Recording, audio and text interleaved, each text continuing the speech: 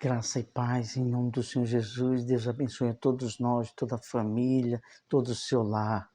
Estamos aqui nesta segunda-feira, dia 22 de setembro, e com a meditação da Palavra de Deus, com o título O Esvaziar-se de Si. Antes, vamos falar com Deus em oração, pedindo a bênção de Deus para o entendimento e temor para obedecermos ao que Deus nos ensinar. Senhor, nosso eterno Deus e Pai, em nome do Senhor Jesus, pedimos Tua inspiração, seja feita a Tua vontade, tudo que for falado venha ser dirigido às palavras pelo Teu Espírito. Em nome de Jesus, amém. Tenha em mãos a Bíblia, a Palavra de Deus, para junto meditarmos a tudo que vai ser falado aqui pela Bíblia, de maneira racional, sensata, tudo baseado, falando através de forma bem séria, com temor de Deus, a palavra de Deus. Então vamos lá. Vamos falar apenas de 2 tópicos aqui. Vamos ser bastante breve. O esvaziar-se de si. Por que esvaziar-se de si? Porque pode ser que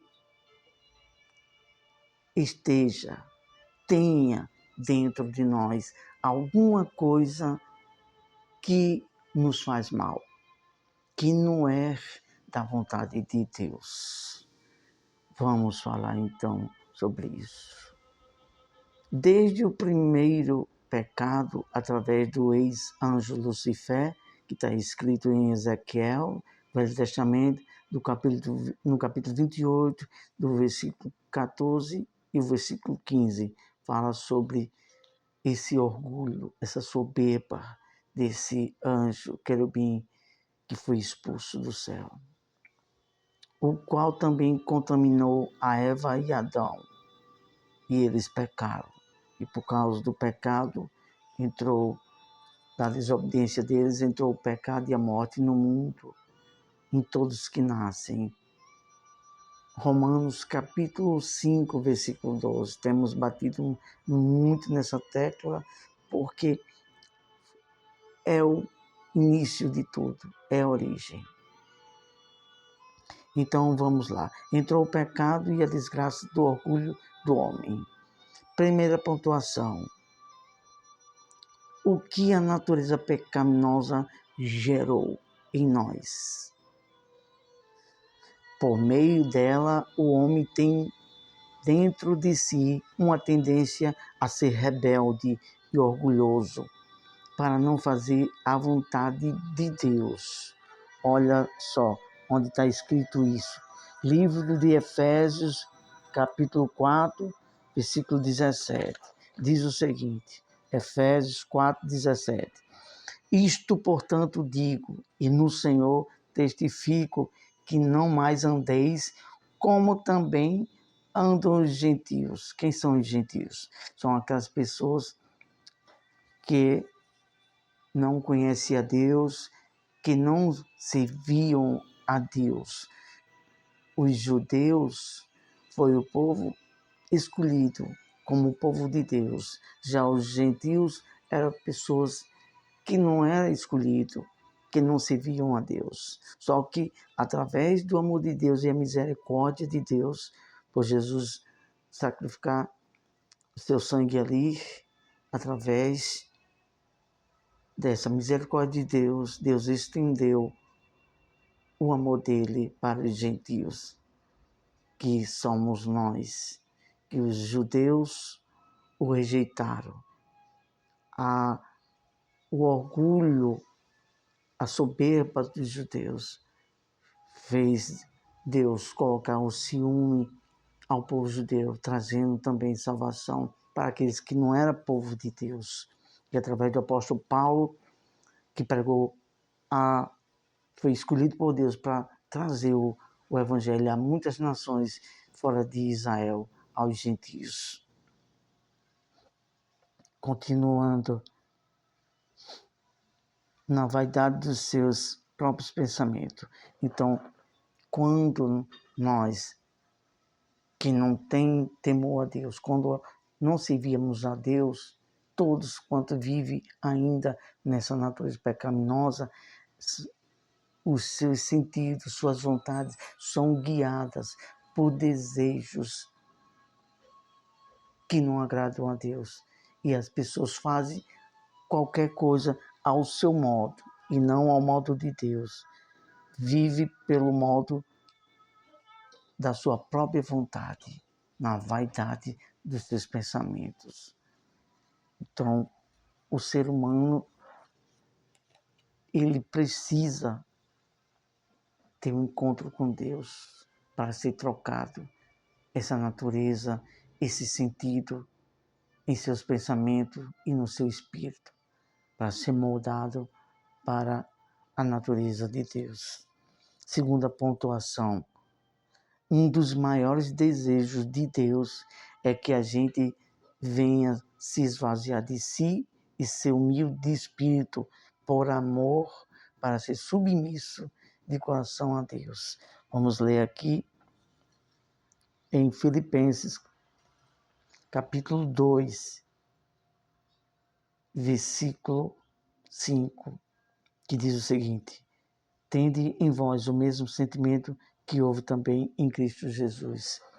Então, mesmo Jesus, o Cristo, vindo ao mundo, tomou forma humana, mas mesmo ele, sendo Deus Filho, não teve por usurpação ser igual a Deus. Antes se esvaziou, se humilhou e tomou forma de servo. E há tantas pessoas que ainda têm dentro de si o orgulho, a soberba, o eu, querendo viver do seu modo uma vida prepotente, regrada por vaidade e orgulho. E todo aquele que quer fazer a vontade de Deus, pertencer a Deus, tem que seguir este caminho. O caminho do sacrifício, de se esvaziar dessa natureza tão má, e eu diria em termos de uma linguagem exagerada, tão diabólica, que é o orgulho, que é a soberba, que tem deixado muita gente correndo perigo de perder a salvação, porque não dá lugar a um espírito humilde para ser submisso à vontade de Deus. Em Mateus capítulo 18, versículo 3, diz assim: se vós não vos tornardes e converterdes tal como uma criança, de modo algum entrareis no reino dos céus.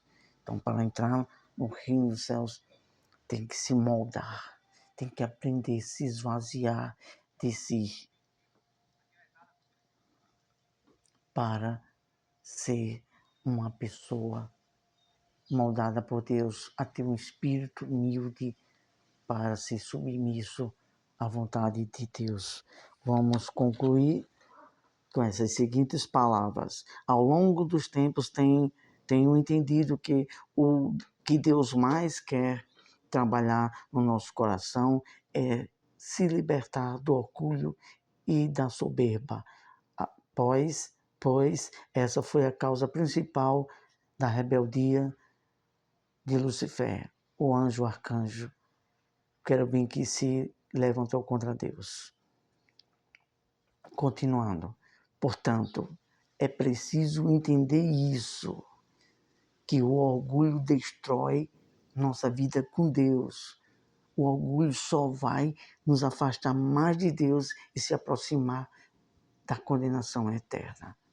O orgulho mata, afasta a pessoa de Deus. Aqui no livro de Tiago fala isso, que Deus resiste ao soberbo, ao orgulhoso, porém dá graça ao humilde de espírito.